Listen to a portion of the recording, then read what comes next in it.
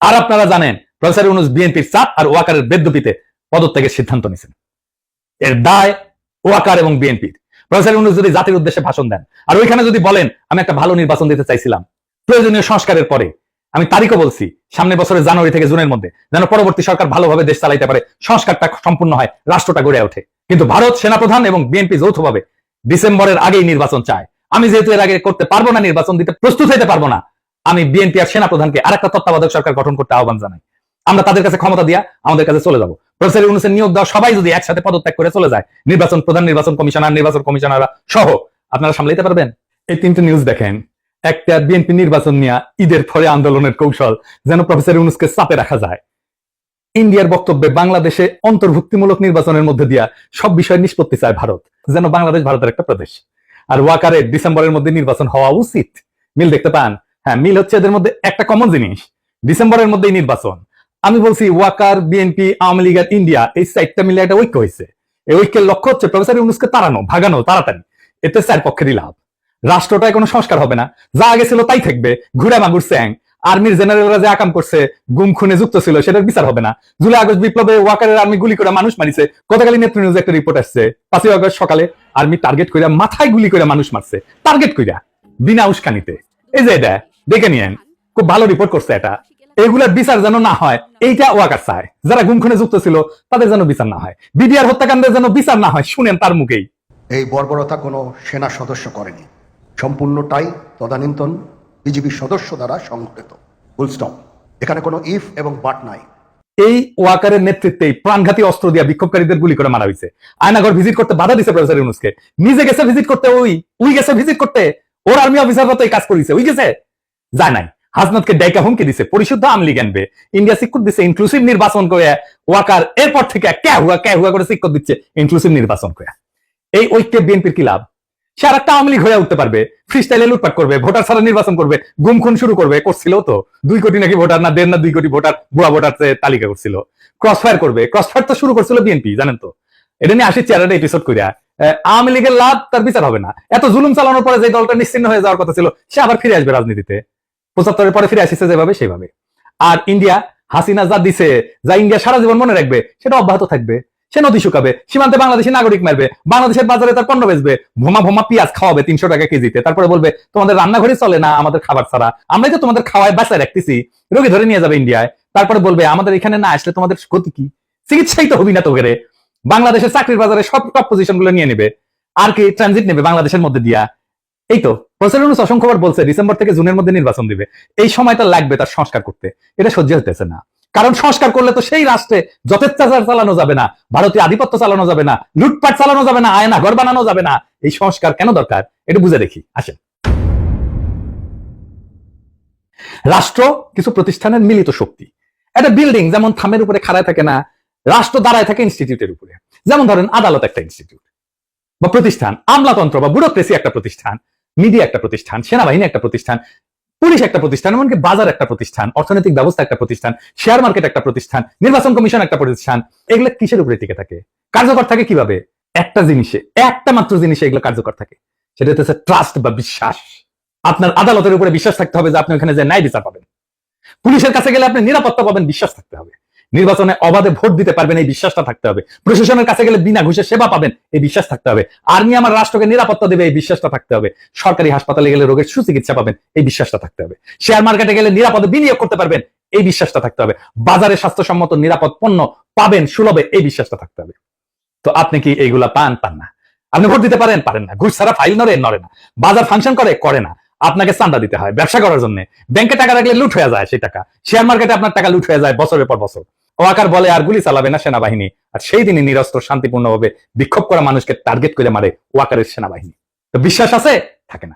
যে সেনাবাহিনী দেশ রক্ষা করার কথা, সে আয়না ঘর বানায় ক্যান্টনমেন্টের মধ্যে, যেখানে পশুর মতো বন্দি করে রাখে মানুষদের দিনের পর দিন। আর কত বলবো?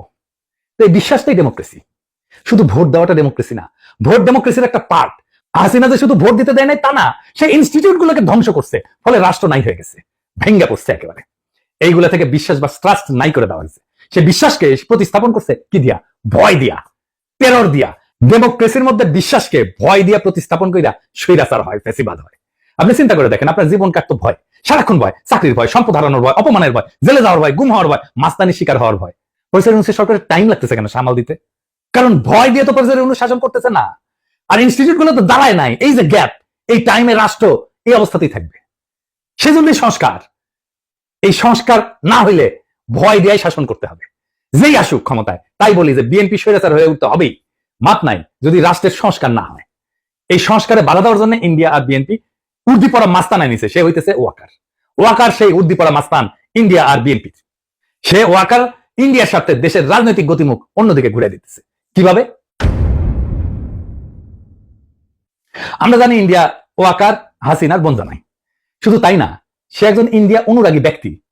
আওয়ামী লীগকে অন্তর্ভুক্ত করে ভবিষ্যতে জাতীয় সংসদ নির্বাচন সম্পন্ন করার জন্য প্রায় প্রকাশ্যেই বলছে। ওয়াকার নিয়মিত ইন্ডিয়ার সেনাপ্রধানের সাথে কথা বলে তার পরামর্শে কাজ করে। শুনেন ইন্ডিয়ার সেনাপ্রধানের কণ্ঠেই শুনেন। I'm in touch with the chief of Bangladesh during the time of when this changeover took place. I was in constant touch with him, and even thereafter, in November 24, we had a video conference also. As far as the military cooperation is concerned, is again going up in the same way. Our officers have moved there for the NDC also. There is no let up on that side. When we talk about the relationship we should talk about when there is an elected government.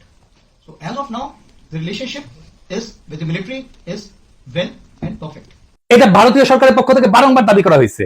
ভারতীয় মিডিয়ায় পালকি Sharma ওয়াকারকে ভারতপন্থী general বলে পরিচয় করে দিয়েছে। শুনেন। But the army chief is against it. He is seen as a pro-India officer.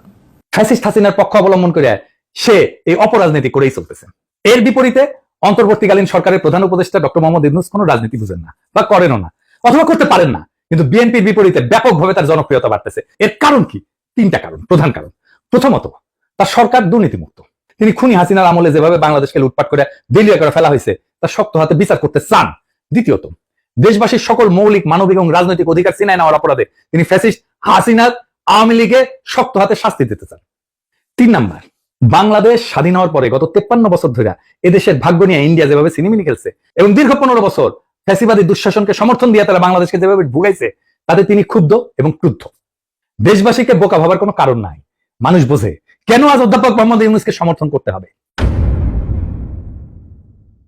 অভিন্ন কারণে সশস্ত্র বাহিনীর 95% সদস্য বুঝে এই অন্তর্বর্তীকালীন সরকারের প্রধান উপদেষ্টার পেছনে কেন একজোট হয়ে দাঁড়াইতে হবে। কারণ এটা বাংলাদেশের স্বাধীন অস্তিত্ব এবং সার্বভৌমত্বের প্রশ্ন। স্বাধীন সত্তা নিয়ে ইন্ডিয়ার মুখোমুখি দাঁড়ায় আপন দেশের জনগণের স্বার্থে রাষ্ট্র পরিচালনার বিষয়। আর সেই দেশবাসীরা যখন দাঁড়ায় যায়, তখন জেনারেল ওয়াকার সহ অল্প কিছু কর্মকর্তা ভিন্ন কিছু করার সুযোগ হারায় যায়। গত পরশুদিন বুধবার ঢাকা সেনানিবাসে সেনা প্রাঙ্গনে অফিসার্স অ্যাড্রেসে সেনা প্রধানের দেওয়া বক্তব্য বইলা গণমাধ্যম এবং সামাজিক মাধ্যমে যা প্রচার করা হয়েছে তা বিশ্লেষণ করলে 3টা সত্য উদ্ঘাটিত হয়। কি কি? 1 নাম্বার, ফ্যাসিবাদী দল আওয়ামী লীগের কার্যক্রম নিষিদ্ধ হওয়ায় জেনারেল ওয়াকার সহ তার ঘনিষ্ঠ সহযোগীদের ছোট্ট গ্রুপটা খুবই বিক্ষুব্ধ হয়ে পড়ছে। কোনো কারণ না থাকার পরেও এই ক্ষুদ্র গোষ্ঠীটি বিচারের মুখোমুখি হওয়ার ভয়ে বা চাকরি হারানোর ঝুঁকিতে ক্লান্ত, হতাশ এবং কাতর হয়ে পড়ছে। দ্বিতীয়ত, সেই কারণে তারা অন্তর্বর্তীকালীন সরকারের সংস্কার কার্যক্রম, রোহিঙ্গা প্রত্যাবর্ষণের লক্ষ্যে গৃহীত পদক্ষেপ এবং জুলাই ঘোষণা এবং প্রক্লেমেশনকে বাধাগ্রস্ত করার উদ্যোগ নিছে। তৃতীয়ত, সরাসরি জাতীয় স্বার্থের বিরুদ্ধে অবস্থান নিয়ে এই গোষ্ঠীটি শত্রুভাবাপন্ন ইন্ডিয়ার স্বার্থকে অগ্রাধিকার দিচ্ছে। প্রতিবেশী এই দেশটার পক্ষ নিয়ে তাদের এজেন্ট হিসেবে বাংলাদেশ বিরোধী কার্যক্রমে লিপ্ত জনধিকৃত ফ্যাসিস্ট দলটিকে সঙ্গে নিয়ে সকল দলের অংশগ্রহণের মধ্য দিয়া অন্তর্ভুক্তিমূলক জাতীয় সংসদ নির্বাচনের তত্ত্ব হাজির কইরা প্রধান উপদেষ্টার উপর চাপ সৃষ্টি করতেছে।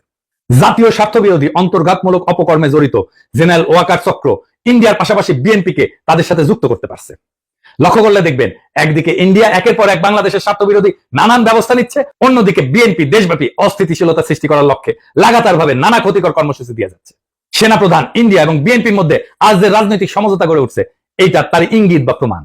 শুধু তাই না, দেশবাসী বিস্ময়ের সঙ্গে লক্ষ্য করতেছে মাঝে মধ্যেই জেনারেল ওয়াকার চাকরিজীবী হিসেবে তার সরকারি চাকরির কাজের সীমানা অতিক্রম করে রাজনীতি নিয়ে বিতর্কিত মন্তব্য করে যাচ্ছে। তার পছন্দের নিষিদ্ধ দলটার পক্ষ অবলম্বন করে সশস্ত্র বাহিনীকে অপব্যবহারের চেষ্টা চালাচ্ছেন, যা ফ্যাসিবাদের অন্ধকার যুগে কখনোই তাকে করতে দেখা যায়নি। ফ্যাসিবাদের অন্ধকার যুগে কখনোই সে সরকারের উপরে চাপ সৃষ্টি করে নাই।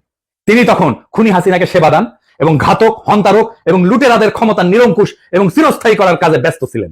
বিগত মাসগুলোতে ইন্ডিয়ার পত্রপত্রিকায় বাংলাদেশের রাজনৈতিক পরিস্থিতির ব্যাপারে যে সমস্ত বৈরী সংবাদ বিশ্লেষণ প্রকাশিত হয়েছে, এর অনেক কিছুই গত বুধবার সেনাবাহিনী প্রধানের কণ্ঠে উচ্চারিত হয়েছে। এতে বাংলাদেশ রাষ্ট্র, অন্তর্বর্তীকালীন সরকার এবং জুলাই গণ অভ্যুত্থানের প্রতি তার আনুগত্য নিয়ে দেশবাসীর মনে গভীর প্রশ্ন সৃষ্টি হয়েছে। এতে আমরা শঙ্কিত, হতাশ এবং বিক্ষুব্ধ। উদ্ভূত পরিস্থিতিতে আমরা অন্তর্বর্তীকালীন সরকারের প্রধান উপদেষ্টা অধ্যাপক মোহাম্মদ ইউনূসের কাছে দাবি জানাচ্ছি, গত বুধবার সেনা কর্মকর্তাদের উদ্দেশ্যে দেওয়া সেনা প্রধান জেনারেল ওয়াকারুজ্জামানের বক্তব্য অতি সত্বর রেডিও, টেলিভিশন সহ গণমাধ্যমে প্রকাশ করুন। অফিসারদের উদ্দেশ্যে দেওয়া বক্তৃতায় তিনি কি বার্তা দিচ্ছেন এবং কোন প্রশ্নের কি জবাবে কি বলছেন, এর ধারণকৃত বিবরণ রেকর্ডেড অ্যাকাউন্ট দেশবাসী শুনতে চায়। আর আপনারা জানেন প্রফেসর ইউনূস বিএনপির চাপ আর ওয়াকারের বেদ্যুপিতে পদত্যাগের সিদ্ধান্ত নিয়েছেন। এর দায় ওয়াকার এবং বিএনপির। এখন করণীয় কি? ওয়াকার আর বিএনপিকে আমি একটা থিওরিটিক্যাল অবস্থার কথা বলি।